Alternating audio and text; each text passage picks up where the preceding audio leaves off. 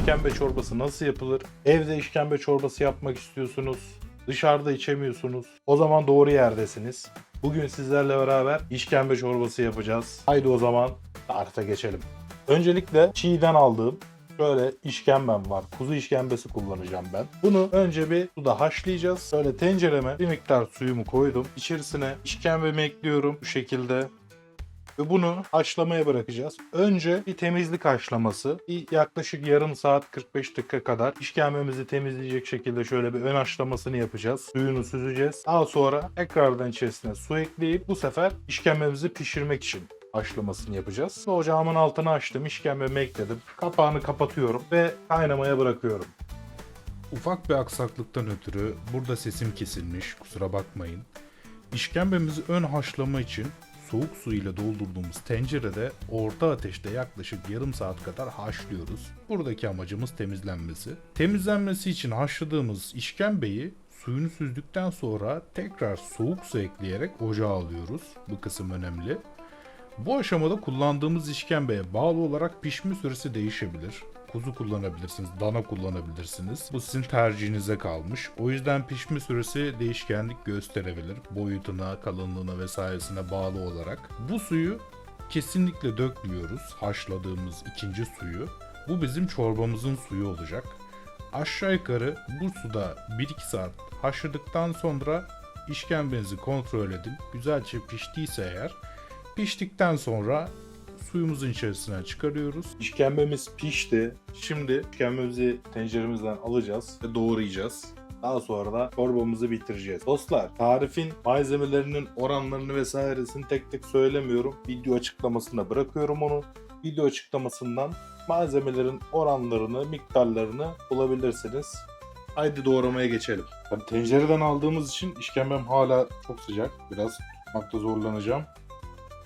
Ama gerçekten helva gibi pişmiş, yumuşacık, gayet kıvamı yerinde. Pişme süresi işkembeye göre değişir dostlar. Yani ben aşağı yukarı kuzu işkembe kullandım. Videoda başında belirttiğim gibi. Aşağı yukarı 1 saat pişirdim. Ama burada önemli olan sizin işkembeyi ne kadar sürede pişirdiğiniz. Yani şöyle, işkembeyi pişirdiniz, haşlamaya bıraktınız, baktınız hala sert. 1,5 saat geçti belki. Dana işkembe kullandınız vesaire. Hani bakarsınız ne kadar pişmiş. Böyle yumuşak geliyorsa eğer dokunduğunuzda ya da bir şeyle dokunduğunuzda yumuşamışsa eğer tencereden alıp doğrayıp işleme devam edebilirsiniz. İşkembemizi doğrayalım. Ben çok yumuşak, çok fazla doğramayacağım. Yani çok küçük küçük incecik kıyılmış yapmayacağım. Bu işkembecilerin o tuzlama diye tattığı iri kıyım olan, yani tuzlama dediğimiz iri kıyım olan versiyonunu yapacağım. O yüzden de böyle çok kırıntı gibi doğramak istemiyorum. Biraz böyle dişe gelmesi lazım bence işkembenin. Şöyle.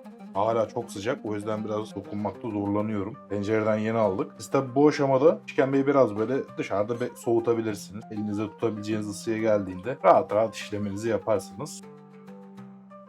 Kuzu işkembesi olunca da tabi ekstra bir yumuşaklığı var. Yani tavsiyem, bulabiliyorsanız, ben şansa buldum kuzu işkembesi. Alıp kuzu işkembesi yapmanızı öneririm. Bulamıyorsanız dana da kullanabilirsiniz, önemli değil. Şöyle. Çok fazla nizami doğramaya gerek yok tabi. İşkembemizi doğradık. Şimdi bunu tencereye alıyorum. Tencerenin içine doğradığımız işkembeyi koyuyoruz. Şimdi en güzel yeri terbiyesini yapacağız. Yani terbiyesine geçelim.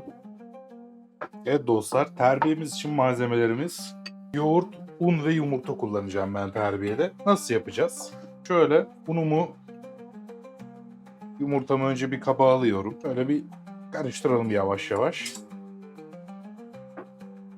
Unla yumurtayı karıştırdım. İçerisinde yoğurdumu da ekliyorum. Şimdi harcımı karıştırdım. Sıcak olan çorbamın suyundan böyle kepçe alıyorum. İçerisine koyup hemen karıştırıyorum. Daha sonra bir kepçe daha alacağım çorbamdan. Hemen tekrardan karıştırıyorum. Evet, şimdi bu karışımı çorbanın içerisine ekliyoruz. Evet, yapmış olduğumuz terbiyemizi şöyle çorbamızın içine ekliyoruz.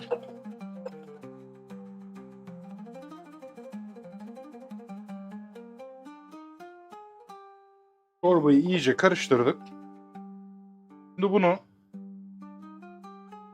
Böyle malzemelerin iç içe geçebilmesi için, iyice terbiyemizin oturması için çorbayı bir miktar kaynamaya bırakacağız. Dostlar, çorbaya koymayı unuttuğum bir şey vardı. Şimdi aklıma geldi. Kemik suyunu koymayı unuttuk çorbaya. Kemik suyunu da ekliyorum çorbanın. Böyle. Kemik suyunu da ekledik. Kemik suyuyla beraber şöyle bir 5 dakika bir tıkırdasın çorbamız. Bir kaynasın, şöyle bir özdeşleşsin. Ardından servise geçmeye hazır olacak çorbamız. Şöyle bir tur daha karıştıralım. 5 dakika şöyle bir kaynamaya bırakıyorum çorbayı. Ardından servisimize geçiyoruz. Evet, çorbamızın terbiyesini verdik. Çorbamızı kaynattık. Görüntü bu şekilde. Dışarıda esnaf lokantasında içtiğiniz o terbiyeli, yumuşacık pamuk gibi pişmiş işkembeli çorbamız hazır. Bir de şimdi sunumuna geçelim. Çorbamızdan tabağımıza alalım. Bol taneli. Gerçekten şahane. İnanılmaz gözüküyor. Tanelerinden alalım.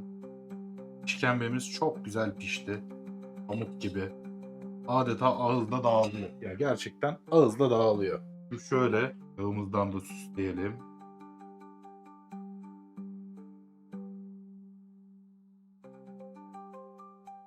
Buna bu arada tuzunu da verdik tabii ki çorbanın. Onu söylemeyi unuttum sizlere. Her zaman söylediğim gibi çorbaya tuzunu en son atın. Bu çok önemli bir detay. Çorbaya tuzunu en son atmak her zaman için en iyi sonuç. Çünkü tuzu en son attığınızda en son halindeki hacmiyle tuzlamış oluyorsunuz. Önceden atarsanız mesela çorba çoktur. Çorba buharlaştıkça çeker, azalır. Bu sefer ne olur? Siz o zaman tadına baktığınızda çorbanın tuzu iyi gelir ama finalde çorba çektiği için tuzu buharlaşmayacağı için çok tuzlu olur. O yüzden her zaman çorbanın tuzunu en sona. Çoğu yemek için geçerli zaten bu. Ama çorbalarda en önemli faktör. Sürekli buharlaşan bir ürün. Şimdi tadıma geçelim. Gerçekten şunun tadına bakmak için sabırsızlanıyorum. İşkembesinden de almak istiyorum. Mükemmel. Dileyen sirkeli sarımsaklı sos ile de tüketebilir. Dileyen bu şekilde de tüketebilir. Hiç fark etmez. Damak zevkiniz nasıl seviyorsa. Sirkeli sarımsak zaten çok basit. Umarım beğenmişsinizdir. Kanala abone olup videoyu da beğenmeyi unutmayın lütfen sevgili dostlar. Fikirlerinizi, görüşlerinizi yorumlarda belirtebilirsiniz. Kendinize iyi bakın. Şimdiden afiyet olsun.